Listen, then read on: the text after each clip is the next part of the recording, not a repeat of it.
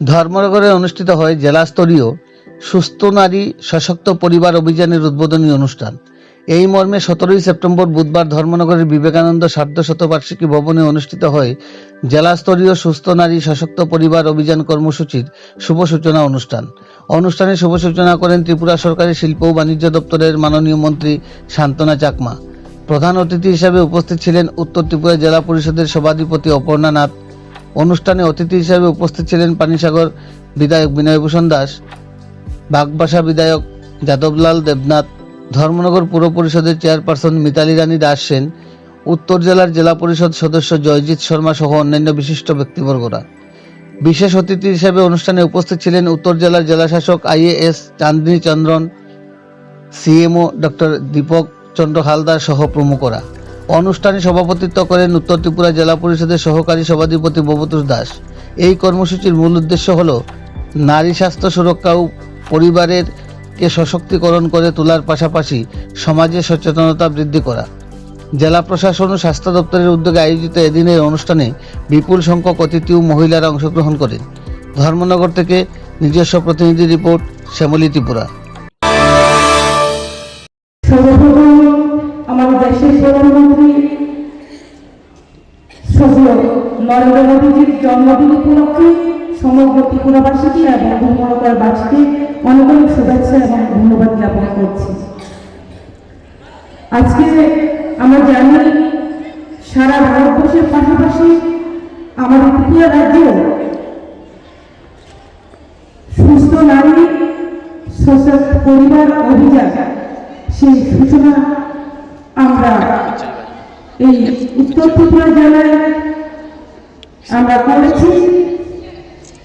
আজকের এই প্রোগ্রামে উপস্থিত রয়েছেন আমাদের মাঝে সহযোগিতা করেছেন মিডিয়া বন্ধ থেকে শুরু করে প্রত্যেককে আমার ব্যক্তিগত পক্ষ থেকে ত্রিপুরা সরকারের পক্ষ থেকে আপনাদেরকে জানার অনেক অনেক শুভেচ্ছা এবং অভিনন্দন। তো আমি শুধু এটুকুই বলবো, আজকে যে আমাদের একটা গুরুত্বপূর্ণ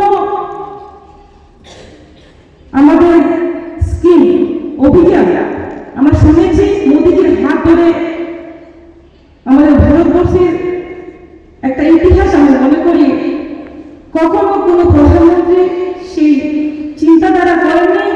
একমাত্র ভারত স্বাধীন হওয়ার পরে আমাদের মোদীজির নেতৃত্বে আজকে উনার হাত ধরে সুস্থ নারী সশক্ত পরিবার অভিযান আজকে লঞ্চ হল।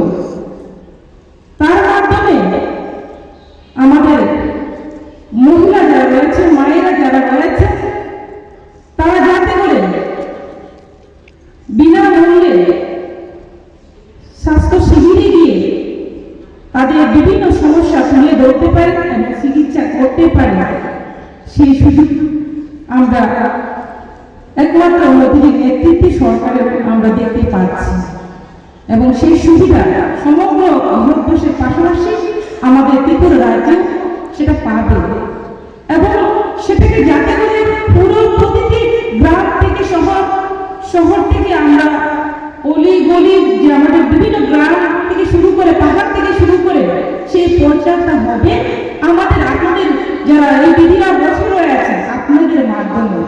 তো যতক্ষণ আপনারা আপনাদের এলাকাতে প্রতিটি জায়গাতে আপনারা যান, তো আপনাদের মাধ্যমে আমি আশাবাদী প্রত্যেকটা পরিবার প্রত্যেকটা মহিলা সেটা জানতে পারবে এবং উপকৃত হবে। আমরা জানি আমাদের মোদীজির নেতৃত্বে আজকে অষ্টম যে আমাদের পোষণ আমাদের মা বলি পোষণ অভিযান পোষণ আন্দোলন বিভিন্ন সময়ে এটা হয়ে থাকে। আজকে অষ্টম আমাদের পোষণ অভিযানের যে অষ্টমবারের যেটা গুরুত্বপূর্ণ, যেটা আমরা একসঙ্গে হয়। আগে কিন্তু দেখা যাচ্ছে সেখানে ডিপার্টমেন্ট সেপারেটভাবে করতো, আজকে দেখা যাচ্ছে স্বাস্থ্য পরিবার কল্যাণ দপ্তর পাশাপাশি আমাদের যে মহিলা এবং শিশু কল্যাণ দপ্তরের যৌথ আয়োজনে আছে সমগ্র ভারতবর্ষে এই প্রোগ্রাম চলছে। আমরা যদি লক্ষ্য করি যে একমাত্র আজকে আমাদের বর্তমান সরকার, কেন্দ্র সরকার এবং রাজ্য সরকারের নেতৃত্বে আজকে মহিলাদেরকে গুরুত্ব দেওয়া হয়েছে, হোক SHG গ্রুপ হোক আমাদের বিভিন্ন স্কিম, আজকে সমস্ত আমাদের মহিলাদের কিভাবে আত্মনির্ভর করা যায়, এবং একটা দেশকে আত্মনির্ভর করতে হলে মহিলাদেরকে আত্মনির্ভর করতে হবে। তার জন্য এসএসজি গ্রুপের মাধ্যমে মহিলাদেরকে আত্মনির্ভর করা হচ্ছে। এবং আজকে আপনারা শুনেছেন আমাদের মোদীজি যেভাবে আলোচনা রেখেছেন, ওনার আলোচনার মাধ্যমে আমরা জানতে পেরেছি যে 2 কোটির বেশি মহিলা কিন্তু লাখপতি দিদি হয়ে গেছে।